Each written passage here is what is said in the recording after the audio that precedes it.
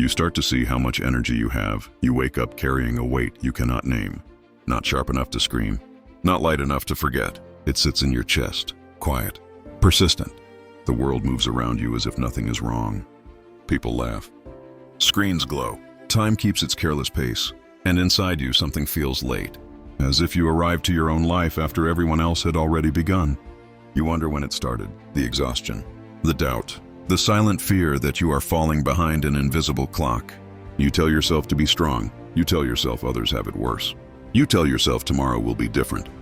But the night keeps returning, and with it, the same questions. Who am I becoming? Why does everything feel heavier than it should? Why do I feel alone even when I'm not?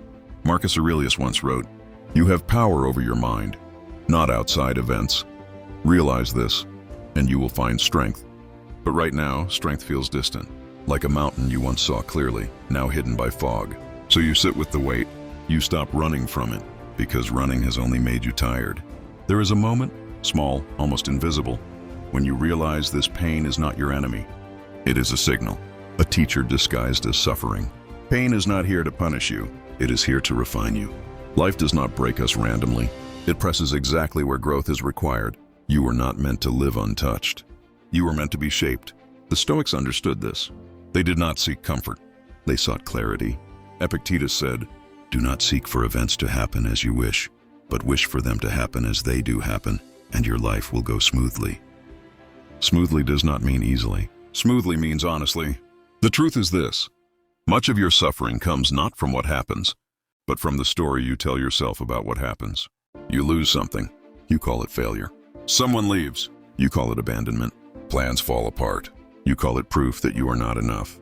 But these are interpretations, not facts, and interpretations can be rewritten. You begin to see how often your mind turns against you, how it drags the past into the present, how it borrows fear from the future. You are fighting battles that do not exist. You are bleeding from wounds that are already closed. Seneca warned, "We suffer more often in imagination than in reality." And suddenly something softens. Not the world, but you. You start to notice the space between events and reactions. A breath, a pause. In that pause lives freedom.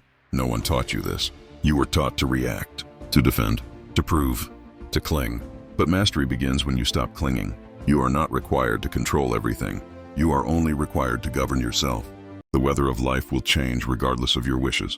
Storms will arrive without asking permission, but you can decide who you are inside the storm. You can be frantic or grounded. You can curse the rain or learn to stand in it without collapsing. This is not emotional numbness. This is emotional sovereignty. It is the quiet confidence that says, "This hurts, but it will not own me." Wasted resisting reality, arguing with what already is. Reality does not listen to arguments. It does not negotiate. It simply unfolds. And when you stop fighting it, you reclaim enormous strength. You begin to ask different questions. Not, "Why is this happening to me?" but, "What is this asking of me?" Not, "How do I escape this pain?" but, "How do I meet it with dignity?" The answers do not come as words. They come as posture, a straighter spine, a calmer breath, a slower reaction.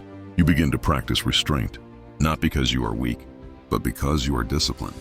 You stop reacting to every provocation. You stop explaining yourself to those who are committed to misunderstanding you. You learn that silence can be strength, that walking away can be victory. Marcus Aurelius reminded himself, "The best revenge is not to be like your enemy." So you stop becoming what hurt you. You stop letting bitterness shape your personality. You stop letting disappointment define your future. This is not easy. It feels unnatural at first. Your ego resists. Your habits protest. But slowly something shifts. You realize how temporary everything is. The pain, the praise, the fear, all of it passes, even you. And instead of terrifying you, this thought grounds you. If everything is temporary, then this moment matters deeply. Not because it lasts, but because it doesn't. You begin to live more deliberately. You choose your values carefully. You ask yourself, what kind of person do I want to be, even if no one notices? That question changes everything. You act with integrity when it is inconvenient. You remain kind when it is not rewarded, not because the world will repay you, but because this is who you are becoming. Epictetus said, "First say to yourself what you would be, and then do what you have to do." You stop waiting for motivation. You build character instead. Motivation fades. Character endures, and in the quiet hours, when no one is watching, you feel a strange peace growing, not happiness. Peace, the kind that does not depend on outcomes, the kind that survives loss. You still feel pain, but it no longer panics you. You still feel fear, but it no longer commands you.